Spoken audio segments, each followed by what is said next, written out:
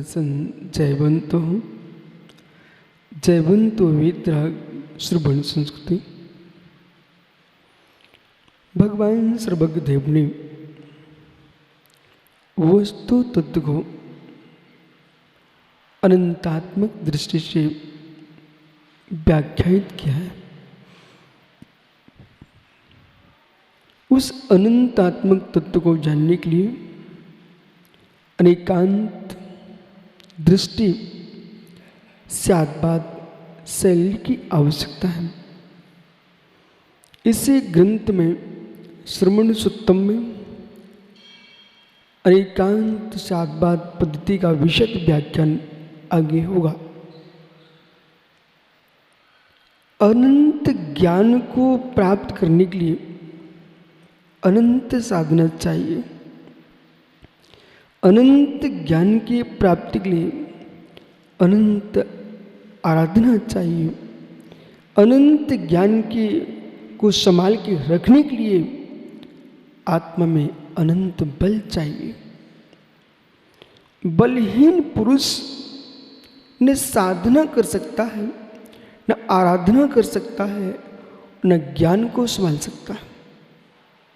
सर्वप्रथम शारीरिक बल भी चाहिए, मानसिक बल चाहिए, वाचनिक सामर्थ्य चाहिए।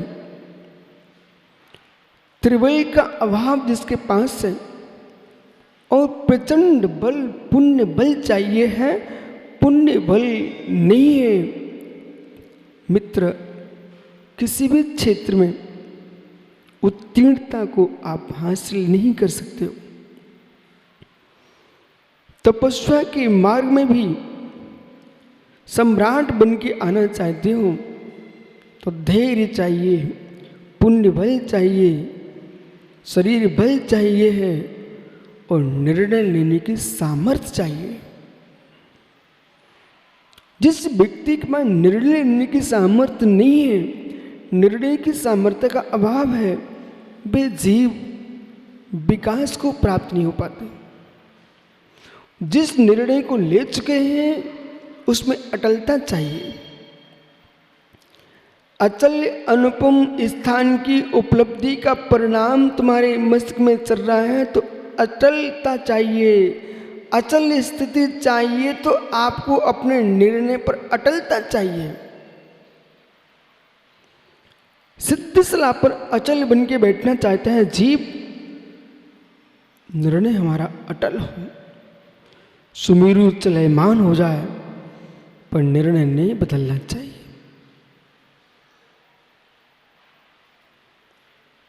और जिसका निर्णय बदल गया है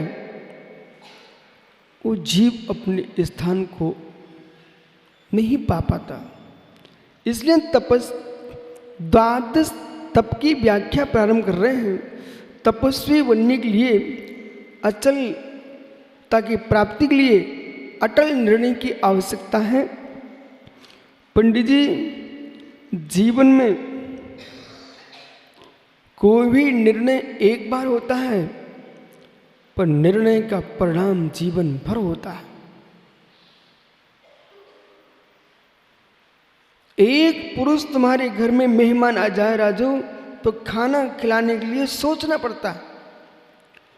और मित्र, सासू की बेटी को तुम लेके आए हो, कितना बड़ा निर्णय है कि स्वयं के पेट आदमी भर नहीं पा रहा है, अब इसका पेट और भरना पड़ेगा, और संतान हो गई उसको चलाना पड़ेगा। तो कितना गंभीर व्यक्ति का निर्णय होता है। हम इतना कर सकते हैं तब शादी कराने जाता है। स्वयं के पुरुषार्थ पर निर्णय ही मात्र नहीं होना चाहिए। स्वयं के पुरुषार्थ पर ही निर्णय मात्र नहीं होना चाहिए, स्वयं के भाग्य का भी निर्णय होना चाहिए। और जो तुम्हारे साथ है उनके भाग्य का भी निर्णय तुम्हारे पास होना चाहिए। संतान जन्म ले लेगी, घर में खाने को होगा कि नहीं होगा, संतान जन्म ले लेगी, हम कैसे संभाल पाएंगे।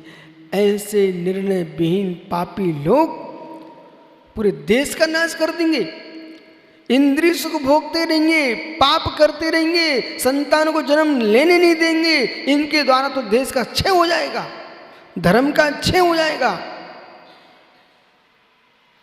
तब देवी ने शक्ति चाहिए कि जो जन्म लेगा वो भाग्य के साथ आएगा, जो जन्म लेगा अपने पुण्य के साथ आएगा, उसका पुण्य प्रबल होगा तो मुझे भी खिलाएगा, हम उसकी क्या चिंता करें। एक वो महापुरुष दशरथ जी के घर में जन्मा जिसका नाम विश्व में चल रहा है। एक वो पुरुष ऋषभ देव नाभिराज के घर में जन्मे, वेद पुराण जिनके नाम से भरे रखे हुए हैं, वे भगवान ऋषभ देव जिनकी व्याख्या भागवत गीता में ऋषभ अवतार करके की गई है। वेदों में जिनकी ऋचाएं हैं वे ऋषभ देव। उनके पिता सोचते कि संतान जन्म ले लेगी फिर क्या होगा, क्या होगा।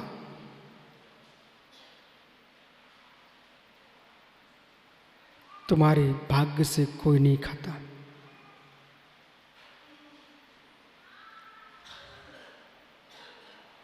तुम्हारे भाग्य से कोई नहीं खाता सौरभ। हर व्यक्ति अपने भाग्य से खाता है। कर्ता बुद्धि का व्यंतर जिसको लगा हुआ है वो यही कहता रहता है, मैं न होता तो खाने को न मिलता, मैं न होता तो खाने को न मिलता। अरे मित्र क्यों तुम मैं चिल्ला रहे हो, बकरी बने पड़ेगा, पत्ती खाना पड़ेगा तुमको।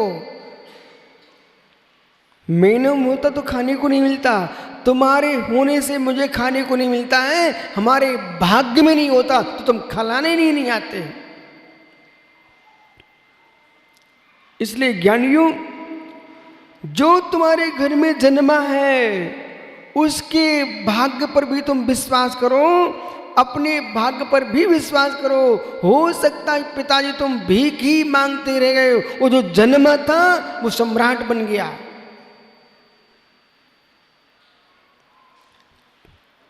दशरथ की पूजा होती कि राम की पूजा होती है, फिर सिद्धार्थ की पूजा होती कि महावीर की, फिर इसलिए इस भ्रम को निकाल देना चाहिए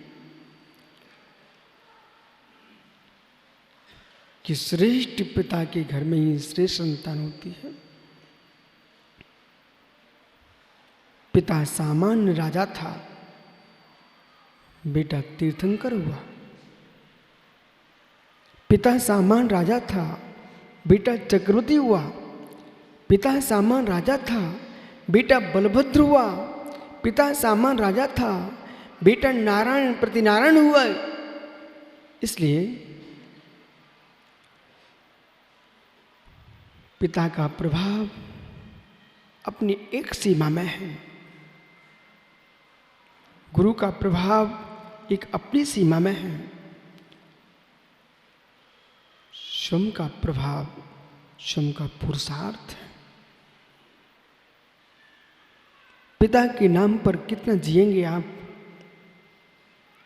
स्वयं का पुरुषार्थ नहीं करोगे तो पिता तुम्हारे लिए कुछ नहीं कर सकता। स्वयं पुरुषार्थ नहीं करोगे, गुरु आपको कुछ नहीं कर सकता। स्वयं पुरुषार्थ नहीं करोगे, प्रभु आपको कुछ नहीं कर सकता।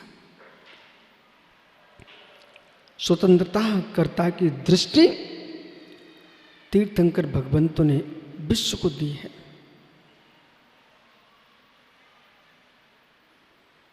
आपके देखते ही देखते आपके बेटे आपके बराबर के होते दिखाई देते। तुमने क्या किया? अहो मित्र, आप पुत्र के जनक नहीं हो, आप अपनी वासनाओं के जनक हो। तुम्हारे भीतर पुत्र उत्पन्न नहीं हुआ है, तुम्हारे भावों के भीतर तुम्हारी इच्छाएं उत्पन्न हुई हैं। पुत्र तो मनुष्य आयु का बंद करके आया जीव, उसने अपने भाग्य से जन्म लिया।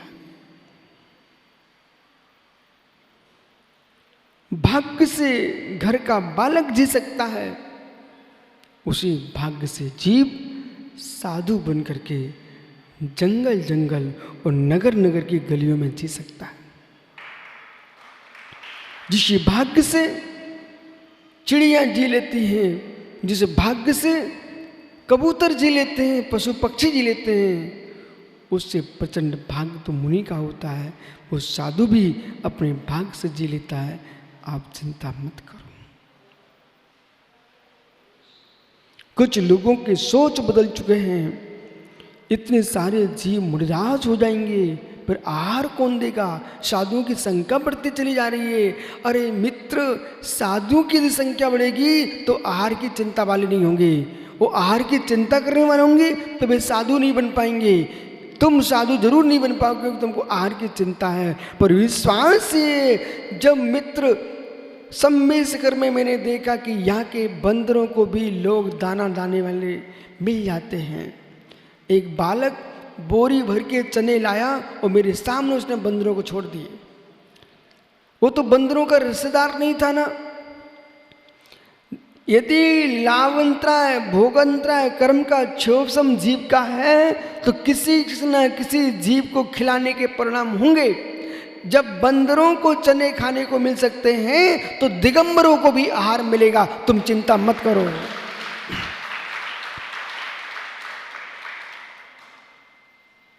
बोले इतनी तपस्वी हो जाएंगे तो चर्या कौन कराएगा? विश्व कौन चर्या कराएगा? बेटा तुम क्यों बचे हो, तुम ही करा देना।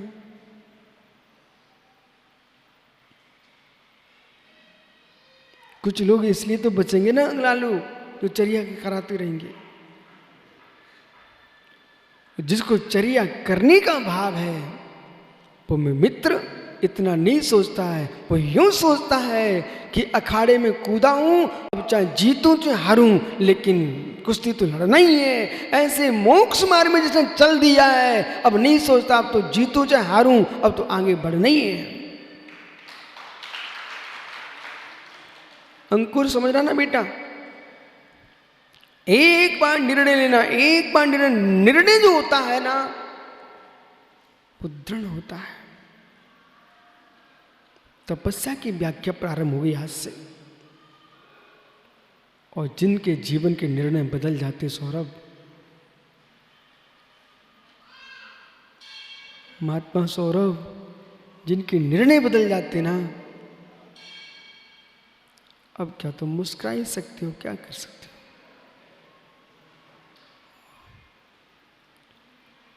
हो? दृढ़ संकल्प, दृढ़ विश्वास, दृढ़ निर्णय। लेकिन मैं खुश हूं इस बात पर, एक बार निर्णय के बाद वैराग्य नहीं आया और जीवन भर घुटना पड़ जाए, उस अपेक्षा से तत्काल के बदलना श्रेष्ठ है, बनने के बाद बदलने की अपेक्षा। ठीक है, कोई पाप थोड़ी कर लिया, दीक्षा के भाव थे नहीं लिए तो कोई पाप नहीं हो गया। लेकिन स्वयं दीक्षा नहीं लिए कोई विकल्प मत करना। पर जिन जिन जीवों ने दीक्षा लिए उनकी सेवा करना, अनुमोदना करना। नहीं तुम ये कहने लग जाओ दीक्षा लेने से कोई सार नहीं निकलता है, मित्र तो तुम मिथ्यात्व में चले जाओगे। मार्ग में दोष नहीं देना, मार्ग में दोष नहीं देना। आपकी गाड़ी का चक्का फट गया था उसे देखो, नहीं तो मालूम सौरभ ऐसे लोग हैं, बोले पूरा का पूरा मार्ग खराब था, उस मार्ग पर चलनी नहीं चाहिए।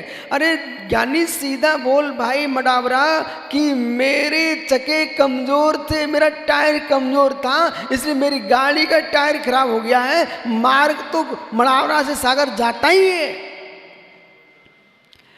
ऐसे मोक्ष मार्ग खराब नहीं है, मोक्ष मार्ग में चलने वाले जीव भी सभी खराब नहीं है। अरे मित्र, आपके परिणामों की आप बात करो, लेकिन अपने परिणामों से दुनिया को नापने की कोशिश मत करो।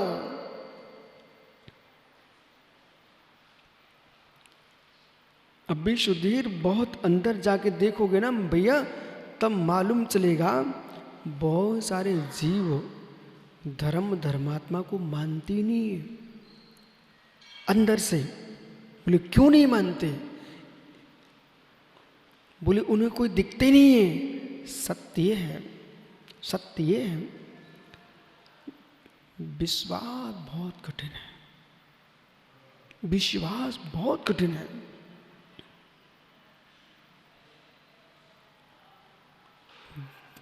जिस व्यक्ति को पल पल में घूंट घूंट पानी पीने की आदत हो, पल पल में घूंट घूंट पानी पीने की आदत हो, प्रमोद वार्धाना उस व्यक्ति से कोई कह दे, चक्रेश को मालूम है कि भाई 24 घंटे में पानी पीते,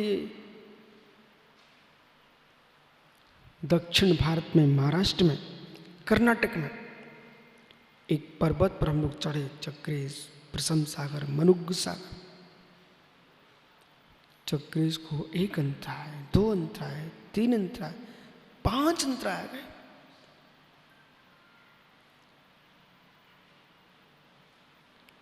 अंत में निर्णय क्या हुआ, अब पर्वत पर चढ़ना है। क्या नहीं समझना? जो स्कूल का स्वामी था उसने 1 दिन को स्कूल दिया, उस स्कूल के मालिक को दया आ गई। महात्मा जी के आहार नहीं हुए, भोजन नहीं हुए, बोले जब तक भोजन नहीं होंगे आप यहीं रहो।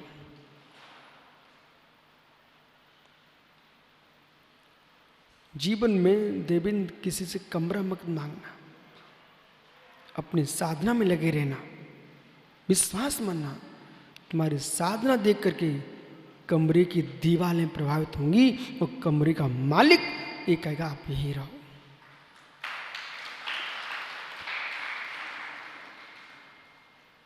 पंडित जब भी मुनिराज बने ना, आप कभी ये मत कहना कि कोई मुझे लेने नहीं आया। और आप 24 घंटे प्रमोद भैया ये सोचो जब कोई मुझे लेने आएगा तब मैं जाऊंगा, तो हर जगह आपके भक्त नहीं मिलेंगे। मुनि भक्त सब जगह मिलेंगे। एक डायरी पर लिख लेना, हर जगह आपके भक्त नहीं मिल सकते। मुनि भक्त सब जगह मिलेंगे, हर जगह आपके भक्त नहीं मिल सकते। साधु भक्त सब जगह होते हैं। जो साधु भक्त होते हैं उनके पास बहुत समय नहीं रहता। जो आपके भक्त होते हैं वे आपके राग में समय निकालते हैं। कोई व्यक्ति किसान अपने खेत में काम करने गया है, इसका मतलब तुम साधु महात्मा उनके गांव पहुंच गए, इसका मतलब ये नहीं है कि वो मुनि भक्त नहीं है। कोई दुकानदार है तुम्हें लेने नहीं पहुंच पाया, इसका तात्पर्य नहीं है कि वो मुनि भक्त नहीं है। कोई सर्विस वाला आदमी है, उसको छुट्टी नहीं मिली, वो तुम्हारे प्रवचन सुनने नहीं आ पा रहा है, इसका मतलब ये नहीं कि वो मुनि भक्त नहीं है। ये साधुओं को अपना दिमाग ठीक करना पड़ेगा कि तुम्हारी सभा में कोई नहीं आ पाया, तुमने तुरंत चिट लगा दी ये साधु भक्त नहीं है। अरे मित्र समझो आप विषय को। समय नहीं मिलना अलग विषय है और श्रद्धा का नहीं होना अलग विषय है।